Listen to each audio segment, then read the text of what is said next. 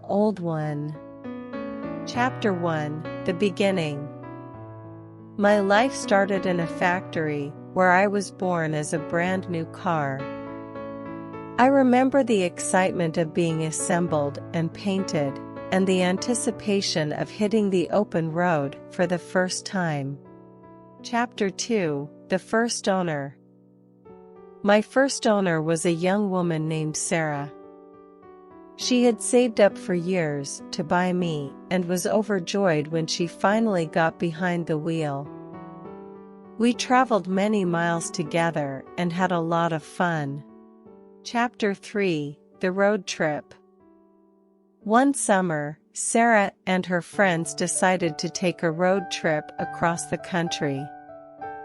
We drove through deserts, mountains, and cities, and I remember feeling proud of how well I performed on the long journey. Chapter 4: The Accident. Unfortunately, one day we got into a bad accident. A truck ran into us, and Sarah was badly hurt. It was a difficult time, but eventually, we were able to get repaired and back on the road. Chapter 5: The Second Owner. After Sarah recovered, she decided it was time for her to move on and sell me. I was bought by an older man named Frank, who needed a car to get around town. Frank wasn't as adventurous as Sarah, but he took good care of me. Chapter 6: The Commute. For many years, Frank used me to commute to work every day. We would leave early in the morning and drive through traffic to get to his office. I remember feeling a sense of pride as we made our way through the bustling city streets. Chapter 7: The Family Car. Eventually, Frank got married and had children. I became the family car, driving the kids to school and soccer practice. It was a different kind of adventure, but I enjoyed being a part of their lives. Chapter 8: The Rust. As I got older, I started to develop rust spots and other signs of wear and tear. Frank did his best to take care of me, but there was only so much he could do. Chapter 9: The Garage. When Frank retired, he decided to store me in his garage. I spent many years sitting there, unused and forgotten. It was a sad time for me, but I held on to hope that someone would come along and give me a new life. Chapter 10: The Restoration. One day, Frank's grandson discovered me in the garage and decided to restore me. It was a long and difficult process, but he was determined to bring me back to life. Chapter 11: The Show.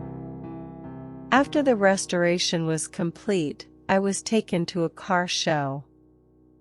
It was a proud moment for me, to be admired by so many people after so many years of neglect. Chapter 12: The Collector. I was eventually bought by a car collector, who kept me in his collection alongside other classic cars. It was an honor to be among such distinguished company. Chapter 13: The Museum. When the collector passed away, I was donated to a museum where I could be seen by even more people. I became a part of history, a symbol of a bygone era. Chapter 14: The Legacy.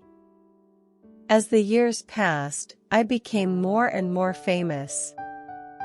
People came from all over the world to see me, and I became a symbol of a simpler time. I was proud to be a part of such a legacy. Chapter 15: The End.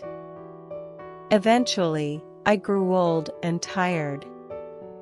My engine gave out and my parts began to fail.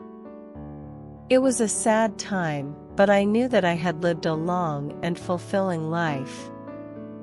I had been a part of so many adventures, and had brought joy to so many people. As I was towed away to be scrapped, I knew that.